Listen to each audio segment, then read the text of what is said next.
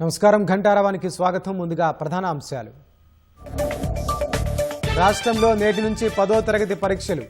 హాజరు కానున్న 5 లక్షల మందికి పైగా విద్యార్థులు.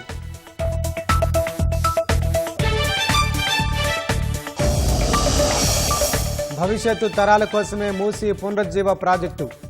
రాజకీయం కోసం అడ్డుకోవద్దని విపక్షాలకు సీఎం విజ్ఞప్తి.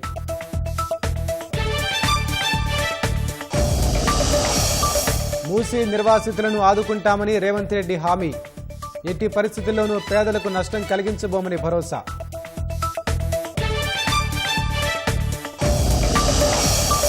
పదివేల ఇళ్లు కూల్చి పేదల్ని రోడ్డున పడేస్తారా అని బీఆర్ఎస్ విమర్శలు. మూసీ ప్రాజెక్టుపై ఇవాళ హిమాయత్ సాగర్ వద్ద ప్రజెంటేషన్. పశ్చిమాసియాలో కొనసాగుతున్న భీకర యుద్ధం. ఇరాన్, లెబనాన్ లక్ష్యంగా ఇజ్రాయెల్, అమెరికా దాడులు.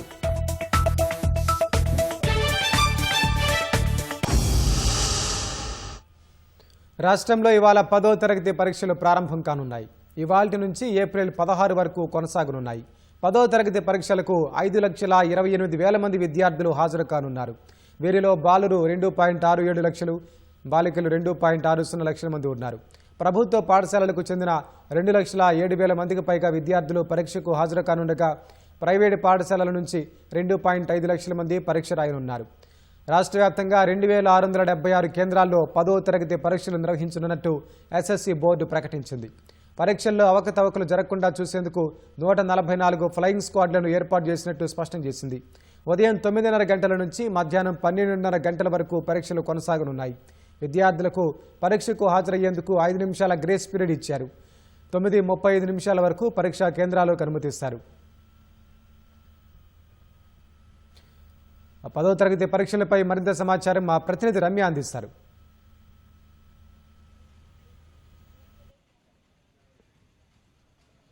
వెంకటేష్, ప్రస్తుతం మనం ప్రగతి నగర్లో ఉన్నటువంటి ప్రభుత్వ పాఠశాలలో ఉన్నాం.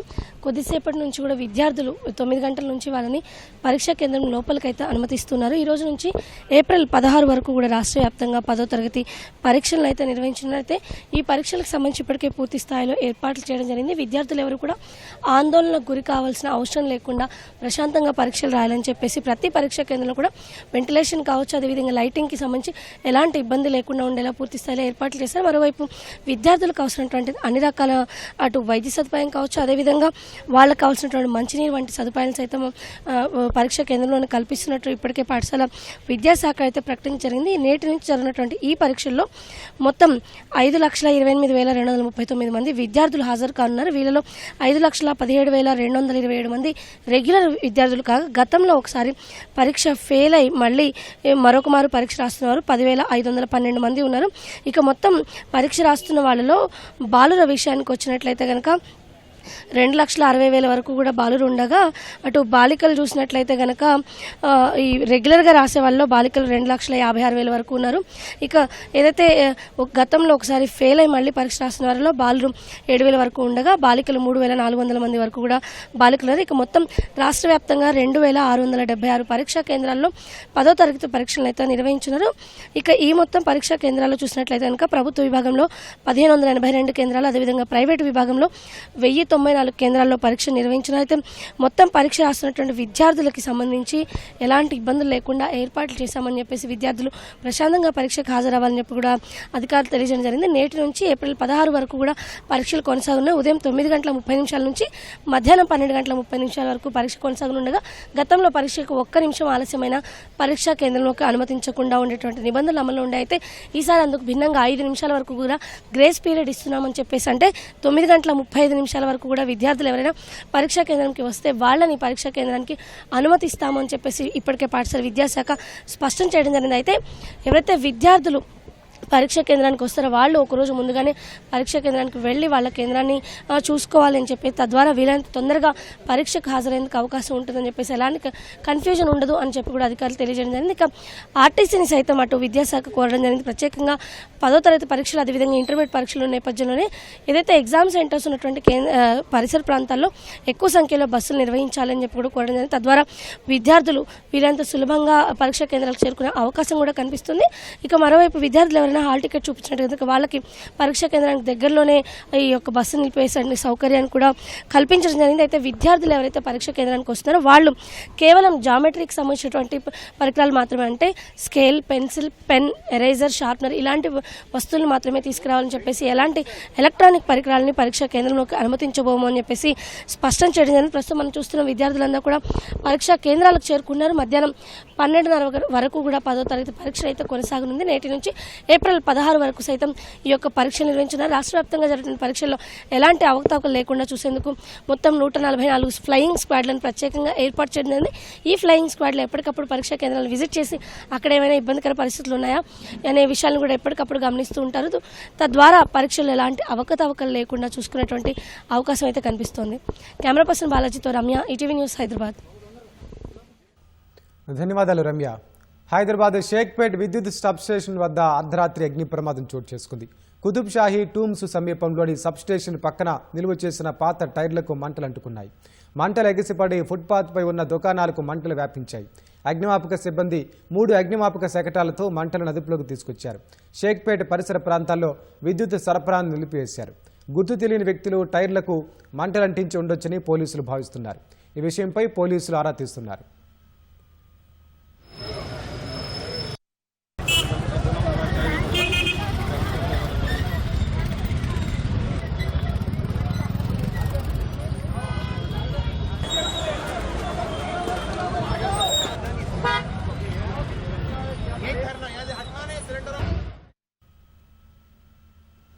కరీంనగర్ లోక్సభ నియోజకవర్గ పరిధిలో నూతనంగా ఎన్నికైన బీజేపీ స్థానిక సంస్థల ప్రజాప్రతినిధులతో కలిసి కేంద్ర మంత్రి బండి సంజయ్ అంజన్ ఆశీర్వాద యాత్ర చేపట్టారు. ఇందులో భాగంగా కరీంనగర్ నుంచి కొండగట్టు వరకు పాదయాత్రగా వెళ్తున్నారు. ప్రత్యక్ష ప్రసారం చూద్దాం.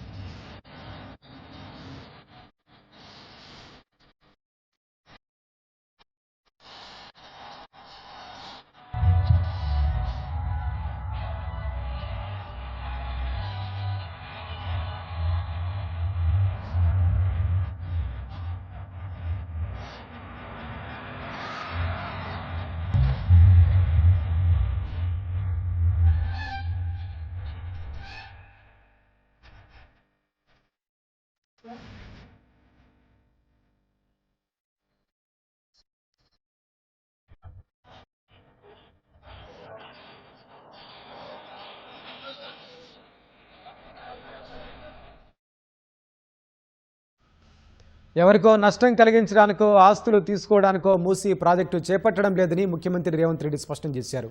ప్రజలను ఆందోళనకు గురిచేసేలా కొందరు ఉద్దేశపూర్వకంగా తప్పుడు ప్రచారం చేస్తున్నారని సీఎం ఆరోపించారు. రాజకీయ ప్రయోజనాల కోసం మూసీకి హైదరాబాద్కున్న గొప్ప చరిత్రను కాలగర్భంలో కలిపేద్దామా అని నిలదీశారు. 10 ఏళ్లు రాష్ట్రాన్ని పాలించిన వారు ఎందుకు మూసీ ప్రక్షాళనను అడ్డుకుంటున్నారో చెప్పాలని డిమాండ్ చేశారు.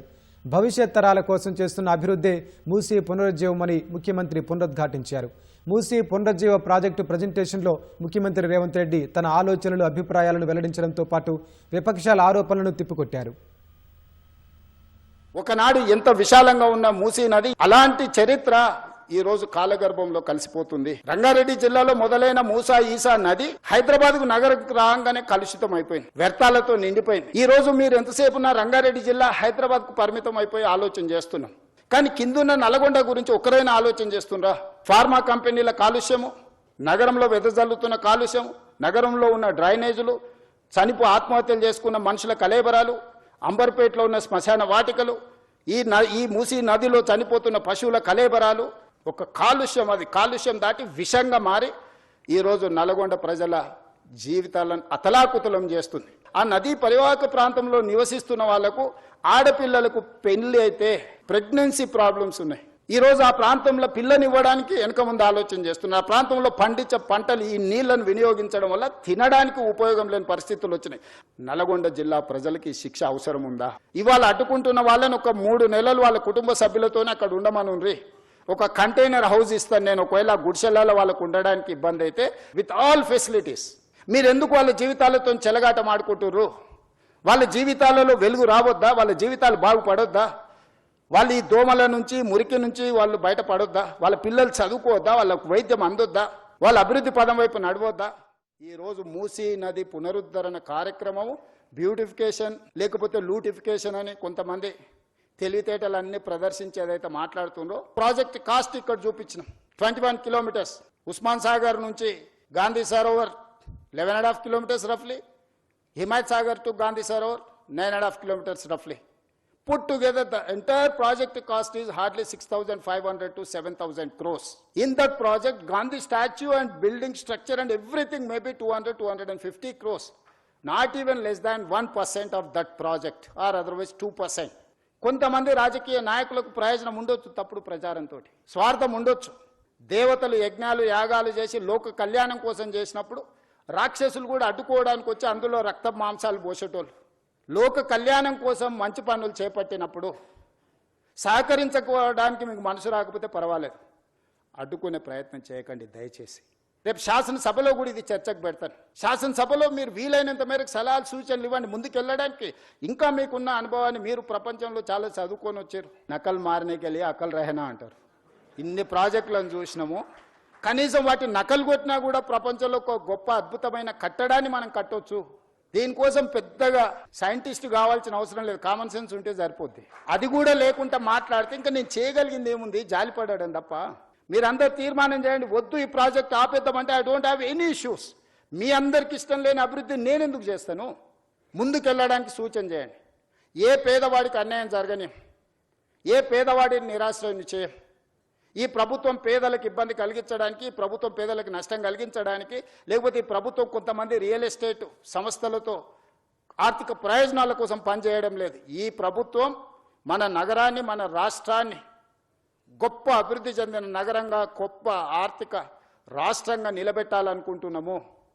ఈ ప్రాజెక్ట్ అనేది భవిష్యత్ తరాల కోసం మనందరం కలిసి నిర్మించుకుంటున్న ప్రాజెక్ట్. ఇది నా ఒక్కడి వల్ల కాదు. దీన్ని ముందుకు తీసుకెళ్లాలంటే కూడా ఆర్థికంగా అన్ని రకాలుగా మీరందరూ సహకరిస్తేనే ఇది సాధ్యమవుతుంది.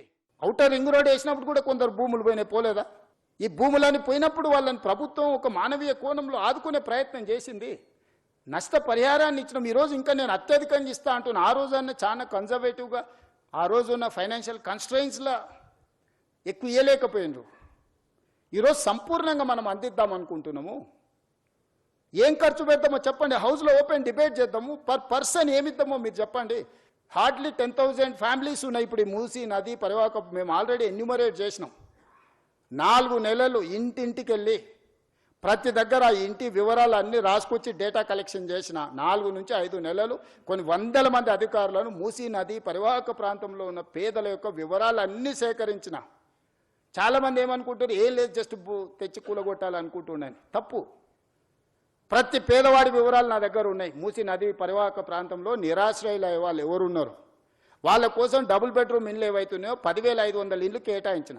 అయితే వాళ్ళకు కన్సర్న్ ఎక్స్ప్రెస్ చేశారు, మాకు ఇక్కడ ఉపాధి ఉన్నది, మేము చిన్న చిన్న పనులు చేసుకుంటాం, మేము ఇళ్లలో పని చేసుకుంటాం, మమ్మల్ని తీసుకెళ్ళి అక్కడెక్కడో వేస్తే మాకు ఈ పని పోతుంది, మాకు ఉపాధి పోతుందని నాకు సానుకూలంగా అనిపించింది. అందుకే ఎక్కడికక్కడ ఏరియాలు ప్రభుత్వ భూములలోనే వాళ్ళకి ఇండ్లు కట్టి ఇవ్వాలని ఈరోజు మా బట్టి విక్రమార్క గారు ఆ సంఘాలు వస్తే జన ఆందోళన సంఘంతో కూర్చొని వాళ్ళకి హామీ ఇచ్చిండు. అంబర్పేటలో 150 ఎకరాల భూమి ఉంది.